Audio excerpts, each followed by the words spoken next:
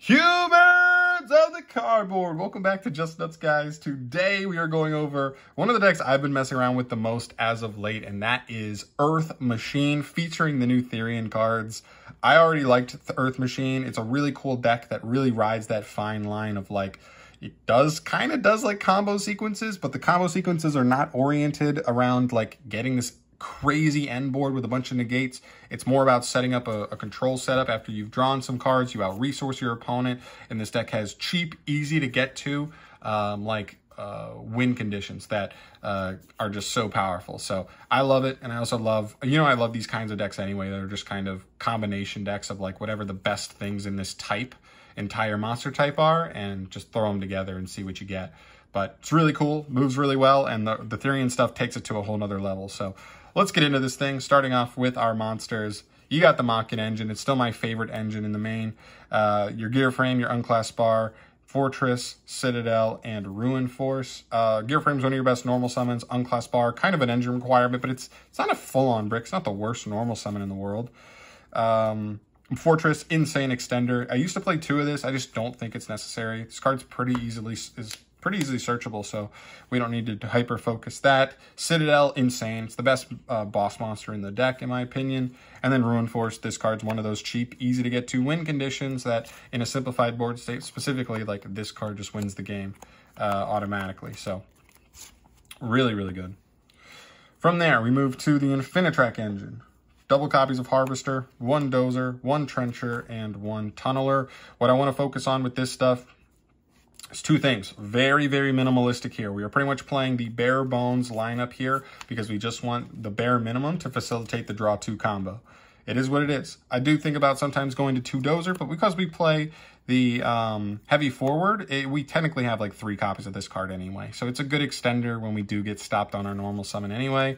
That, is searchable if we need it.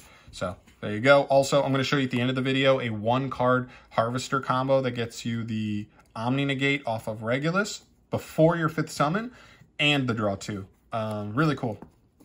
A really cool play that the deck can just facilitate something that much value off of 1 normal summon. Moving into the train lineup, we're on 1 copy of Bullet Train, 1 Daracrane, 1 Express Knight, and 1 Railroad Stampede.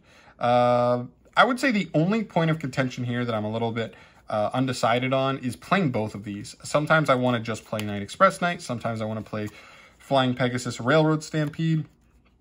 I think they're okay. I just think that like most turn 3s, you're going for one or the other, but not both. It's not really that necessary to go in to like play both. So they can be they do kind of add to a little bit of brickiness in the deck. You don't really want to see them turn 1. They're good to know that you have like a strong follow-up normal summon going into the next turn, but it can make your starting hand a little bit weaker. So I'm off and on with them. I'm playing both right now, but I do think there's a world where I end up cutting one just because they're a little bit redundant at the end of the day. And then I also these 2 are awesome, by the way. These are just awesome cards. Get them in rotation and then just rotate them every turn. It's amazing. All right, moving into the Therian stuff. 2 copies of Lily Berea. Just kidding. This is supposed to be Regulus. I went to my local shop yesterday. They were out of Regulus for obvious reasons. It's like the most hyped card in the set. So we're going to pretend this is that for right now. But I've done a ton of test hands. I'm going to do a little bit of testing as well versus other decks. But this card's awesome. And one thing I do want to make a point of with this card specifically is you do not need to max out on this, in my opinion. I don't think you need to play triple Regulus, triple Field Spell, and just like, this deck never lost to hand traps. That is not this deck's weakness. Now, this makes it even more resilient to hand traps, but this deck was never just straight up losing to hand traps anyway. So this card more is about like making, your engine actually gets you to interruption more consistently, in my opinion. But it's also just a great card to draw because it does protect you a little bit more and helps you play into boards, helps you play going first and increase your ceiling. It's a really good card. Really amazing. And then Ancient Gearbox. This is the engine requirement. It's the only real brick in the deck, I would say, because it's just completely dead. Some of those other cards you can make use of depending on the situation. Like Knight Express Knight's still a high-level machine that we can discard for like Fortress and stuff. But, man, box is just dead. So don't draw it. Next up, the last two monsters we play in the main is Ash Blossom. I just wanted like a coverall, and obviously Ash is like, that's all it is. Nobody says Ash is the most powerful hand trap in the game, but they say it hits everything. It hits every deck. It hits an important card in every deck, so that's what matters. Moving into the spells, we have a ton of consistency here. Triple Machina Redeployment. This is like the single best starter card to open, in my opinion. 2 copies of Heavy Forward. This helps us get to the Infinitrak stuff. Again, searching the Doom Dozer can be really important in certain hands. Revolving Switchyard. Grabbing us Trains. It's really good.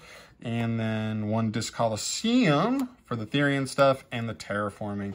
I do think that, like, oh, so before I was playing double Revolving Switchyard with no Terraforming because, like, loses the Droll even harder.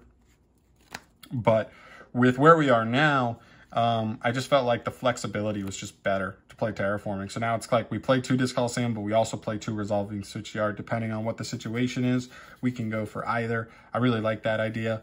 You know, being able to take advantage of that. But these spells are so good. It's just so much consistency here. I mean, this is just 8 cards that just get you to, you know, the best cards in your deck, pretty much. Speaking of which, we also have triple copies of Urgent Schedule. An insane card in the deck, guys. Please, please, please play this in the main at 3. I don't care. I would say this card is a 10 out of 10 going second, and it's still like a 6 out of 10 going first. So people would shit on this card and say, like, it's awful going first. It's really not. It almost can function kind of like Scapegoat going first, where you set it, you let your opponent do their plays, maybe you slow them down with some interruption, and then you flip this to like guarantee you go into your next turn with like a ton of value coming at right at their face immediately. That could be terrifying.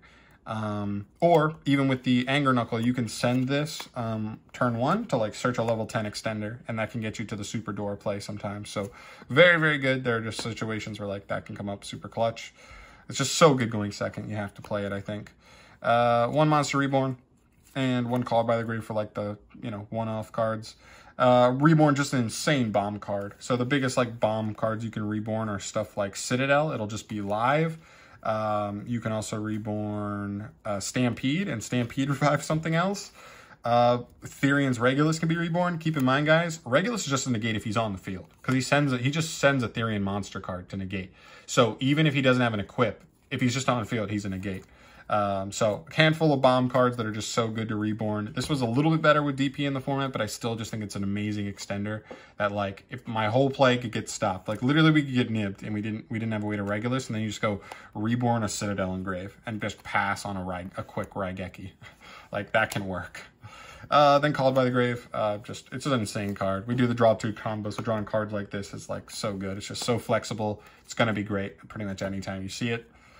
Which leads us to the final lineup here, which is a couple of trap cards. Double Overdrive, Goes in Match, and double Skill Drain. This isn't the last thing in the main that I'm like kind of iffy on. I feel very confident about this. I feel pretty confident in this. And then this is the one thing where I'm like, like it's good, but I don't know if there's something better, to be honest. So before I had Goes in plus Rivalry, but I do think with the ban list, the format shifts and kind of made Rivalry a little bit worse, in my opinion. I think Sword Soul and Floowandereeze not getting hit kind of makes Rivalry a little bit worse, because they can just straight up do almost anything they want under that card. Whereas Goes in, they've got multiple attributes for the Sword Soul stuff, especially if they start their plays with the Tenyis. As well as the fact that Floowandereeze is like half water, half wind. They're not all wind. So you got to keep that in mind. So this can actually be really good at helping them not keep 2 bodies on the field to do a tribute summon in certain situations. We know Overdrive's amazing. And then Skill Drain. Like, I knew I wanted to replace Rivalry with something. I just wasn't 100% sure on exactly what. I have this right now. I thought about double Torrential. Maybe I could play like Imperm. I honestly just don't know exactly what else I want to play. Maybe DD Crow, but like DD Crow was particularly the best versus DPE. I guess it's still good versus the Therians, because it can kind of, I think, keep them from summoning themselves, right? Does it keep them from summoning? I don't even know the ruling on that. But I don't know. I still think Skill Drain's really good. This deck plays under it really well. Obviously, this deck just throws hella Chunguses on the field, so under Skill Drain, you're like totally fine. Maybe I'll look at playing something else for that slot, but for right now, I'm just rocking with that to see how it goes. Then we get to the extra triple Goliath. This was at 2 for me before, but with the new 1-card Harvester combo, if you don't want to be forced to shuffle back your Riverstormer, because it's just like awesome follow-up in Grave, I'd rather be sending something like, or playing the third Goliath. That way we can have 5 non-carrying targets to be able to shuffle back. 1 Anger Knuckle, this card's insane, really good at facilitating rank 10 plays. Ballista, part of the combo, searching box. Gadget, part of the Machina combo to summon Harvester out of the hand once you search it off of Gearbox X. And then the 1 Genius. This card is just really good in like mid-game board states, being able to like beta Baron de Fleur, beta Zeus, whatever it is, just bait it immediately and then be able to extend after that. So this card does come up. It's also 1800, which can also matter.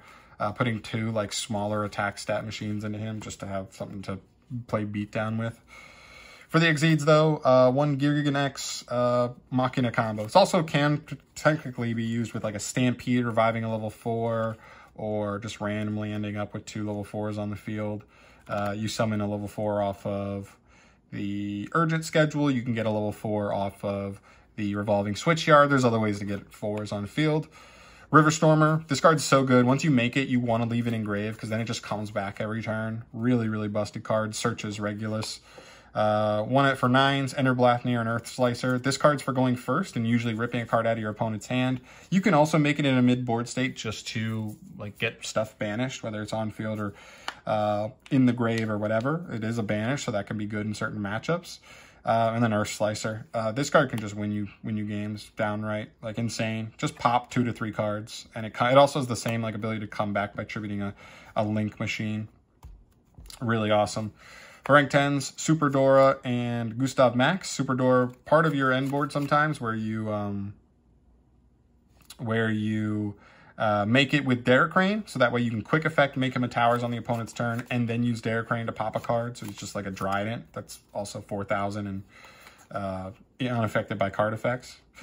Gustav Max, burn for 2,000, helps in time, helps also with getting to OTK potential with Lieb. Like sometimes Lieb isn't a full OTK by himself, but the 2,000 will put you over the top.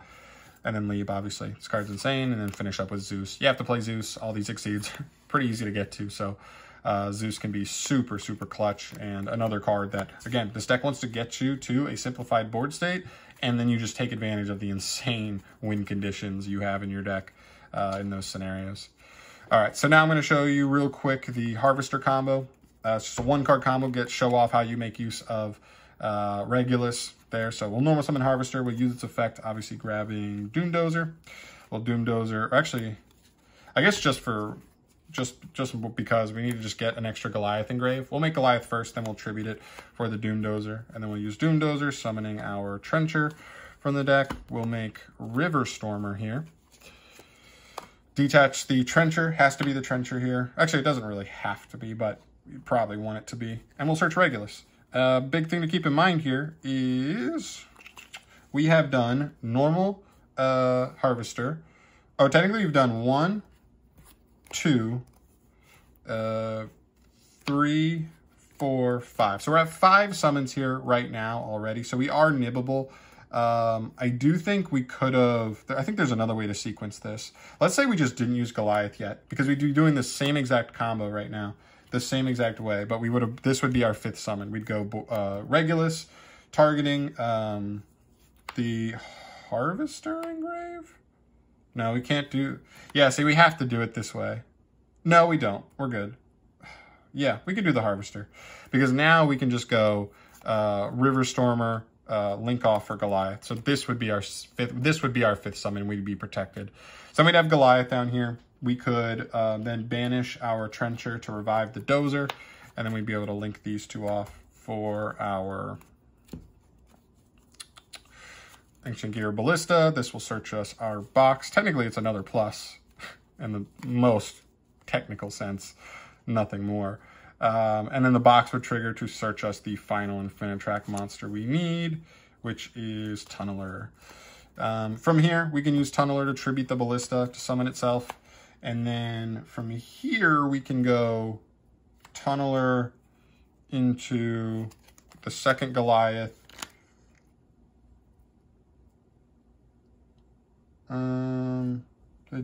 Yeah, see, this is the weird part. So, like, maybe it's not entirely Nibiru proof. I don't think that's the biggest deal, especially for this format. I don't think Nib's going to be the most important card in the world. I mean, it's definitely not the end of the world, because we can go Riverstormer, tribute the Goliath, and then link off the Riverstormer for the last Goliath. But as you can tell, this is a little bit awkward. So the whole idea was like, it would be our 6th summon, but at that point, like, I think we'd be okay. But I think if we go back on it, we'd rather have, I guess it doesn't matter what you have equipped, right? It's just awkward, because, like, you don't want to have to shuffle back your Riverstormer, but, like, I guess it, you know, you got to do what you got to do. But from, like, as you can tell, like, what we did before, we wouldn't have had to use the 3rd Goliath, because we would have gone, like, Riverstormer, tributing the 3rd Goliath, being our final move. And then these 5 would be the 5 shuffle back targets. Hopefully I didn't do that too out of sync for you, that it's, like, too hard to follow. But if you make a Goliath too early, it means you miss your chance to beat Nib with the Regulus, but it will guarantee that, one, you get to end with Riverstormer on the field, and you have 5 pretty much non-carrying targets. Like, I don't care about any of these. These can all go back into the deck. So then you know, shuffle these back into the deck and draw 2. So, bloop, bloop. So there you go. I mean, the combo should be able to end you with Riverstormer on the field, which means next turn you can, if it lives, you can just link it immediately for one of the shuffled back Goliaths, and then tribute the Goliath to get itself back, and the Goliath will equip as material. Then you can attach a Search Any Machine there. So it's pretty good. It's an Omni-Negate. You do have the Gearbox for free discard fodder down the line, as well as a draw 2. And obviously we play a handful of like defensive cards in the deck as well. You know, as far as the traps, you're Called by the Grave, Revolving Switchyard extending you for a level 10, redeployment if you have another Machina card in hand to potentially just search you, the Machina card, the Ash Blossoms. You got a ton of stuff you can draw that just helps you from that scenario. But I wanted to show off at least this 1-card combo. Hopefully it wasn't too hard to follow. I literally like realized that combo like randomly in the middle of the night and was like, oh shit. That's really cool that's a 1-card combo now. So hopefully it wasn't too hard to follow. Hopefully you guys got most of what I was talking about there before, you know, I goofed it all up at the end. But yeah, really, really cool deck. I really think this deck's in a sweet spot. The deck was already good. I mean, the players that were playing it like consistently were already like performing really well with it, and this stuff only helps. The synergy is just insane. The deck's really powerful. If you like control decks that like still do a lot of plays and can still like work around a lot of stuff and, you know, play insane tech cards like the Floodgates we're messing around with, like this is a really, really cool option. So I highly recommend it, but I'm out of here. I'm done. Thank you so much for watching. As always, guys, subscribe to the channel if you want to see more stuff from me down the line, and I'll see you in the next video. Peace.